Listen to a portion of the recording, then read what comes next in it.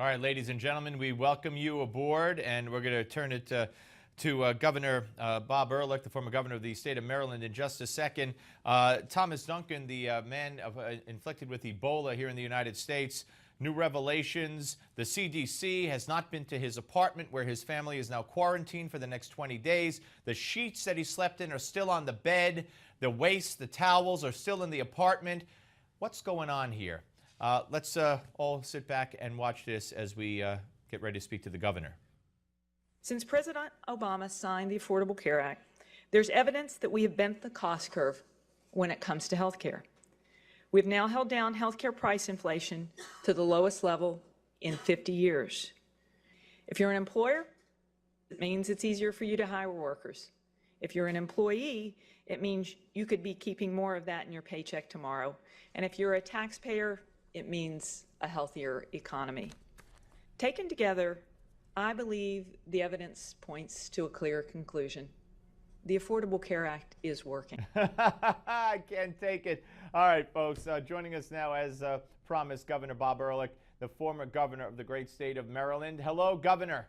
Steve, how you doing, my friend? I'm doing fine, thank you. It's great to talk to you again. Before we get to that, and I hope we have time to address the I didn't know this was a comedy show. Oh my God, the Obamacare lies. But what's the most serious issue of the day? And I got to tell you, people I speak to here in New York, they're scared, and I'm very concerned, if not scared. I have a son who just turned 15 today, and you know I want him to live a nice life, a long life, and we have one person with Ebola. A week ago, the president said it's very highly unlikely that a case would come here. Well, that lasted a week.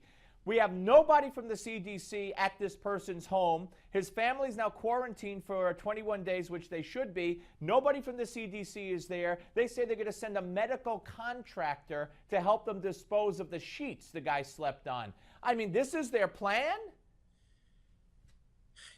You're left to shake your head. You just hope that when it comes to this storyline, we have better decision making, better process, better leadership than we had with regard to foreign policy and ISIS and all of the foreign policy debacles that have characterized the Obama administration. Yeah, well, absolutely. I mean, this is a matter of direct, immediate life and death.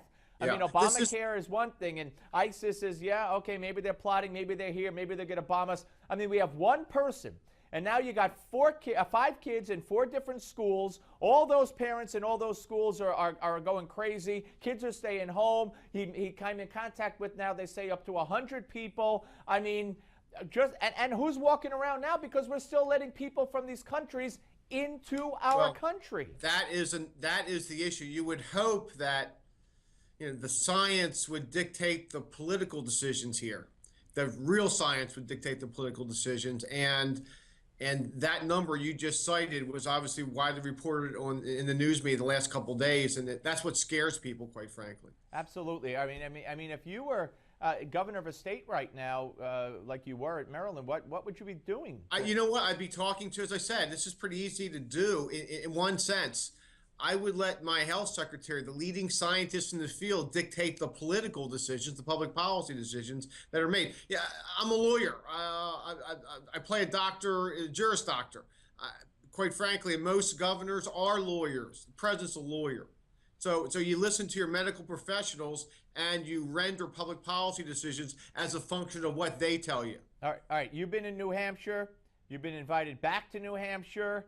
How seriously are you considering throwing your hat in the ring for the Republican presidential nomination for 2016?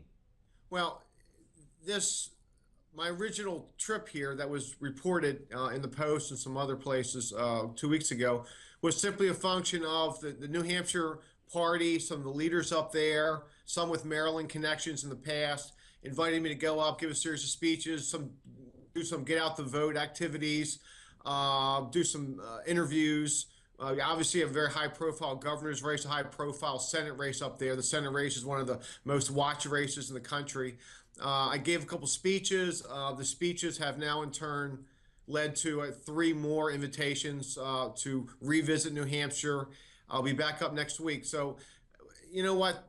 Right now, it's simply my goal, which I've stated, I believe, on your show in the past, which is to be heard. I have some things to say about where our country's going, Obviously, being able to go up to New Hampshire with all the attention that state generates at this early juncture of the cycle helps. All right, well, two that's questions, my Governor. We point. got 30 seconds, so two questions. When might you make a decision, and what's on a scale of 1 to 10? Where are you now? It's step one, and there is no timetable. Okay. Are you like you're not more positive than negative? You're in the middle right now, or are you leaning more This positively or stuff negative? has to be organic. It has to be people like your message and what you have to say, and they think you might have something, obviously, to give the country. But you do, right? You think you'd make a good president. Well, I'm not going to say that, but I think I was a pretty good governor. All right. Thank you, Governor. Steve Malzberg. Panel is next.